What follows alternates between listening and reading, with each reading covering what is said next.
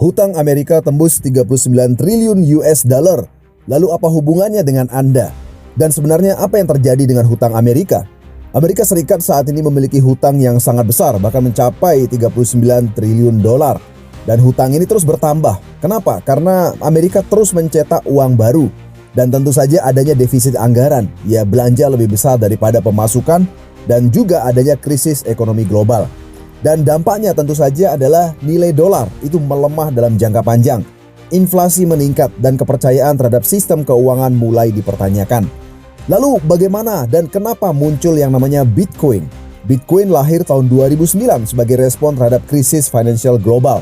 Tujuannya tentu saja agar tidak ada yang mengontrol, terutama pemerintah. Tidak bisa dicetak sembarangan dan suplainya terbatas, hanya 21 juta saja. Artinya, Bitcoin adalah uang alternatif yang tidak terpengaruh dengan kebijakan negara. Lalu apa hubungannya hutang Amerika dengan Bitcoin? Saat hutang Amerika meningkat, tentu saja pemerintah Amerika cenderung akan mencetak lebih banyak uang untuk bayar hutang. Dan tentu saja nilai uang fiatnya, tentu saja dolarnya akan berpotensi turun. Dan saat itu terjadi, investor akan mencari safe haven.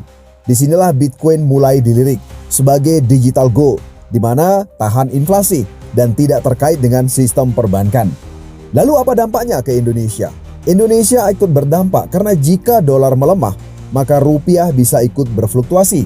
Harga impor akan berubah dan ekonomi juga akan ikut tergoncang. Lalu jika Bitcoin naik, maka banyak investor Indonesia mulai akan masuk dalam dunia kripto. Aset digital menjadi alternatif investasi dan adaptasi akan semakin luas, terutama generasi muda. Lalu bagaimana potensi Bitcoin di masa depan? Bitcoin disebut sebagai digital gold 2.0. Bitcoin berpotensi menjadi penyimpan nilai seperti emas tapi versi digital. Dan ini adalah sebuah sistem keuangan baru, bisa menjadi bagian dari sistem keuangan global yang lebih terbuka atau decentralized finance. Tentu saja akan ada adopsi institusi besar. Banyak perusahaan dan negara hari ini mulai melirik Bitcoin sebagai aset cadangan dan merupakan suplai terbatas sehingga potensi harga kenaikannya juga cukup tinggi. Dengan suplai yang tetap dan demand yang meningkat, maka harga cenderung naik dalam jangka panjang. Tapi tentu saja tetap ada faktor resiko. Jangan hanya melihat peluang, pahami juga resikonya, di mana volatilitasnya juga tinggi. Harga naik turun bisa sangat drastis. Regulasi bisa berubah dan tidak ada jaminan seperti bank. Jadi kesimpulannya, dunia sedang berubah.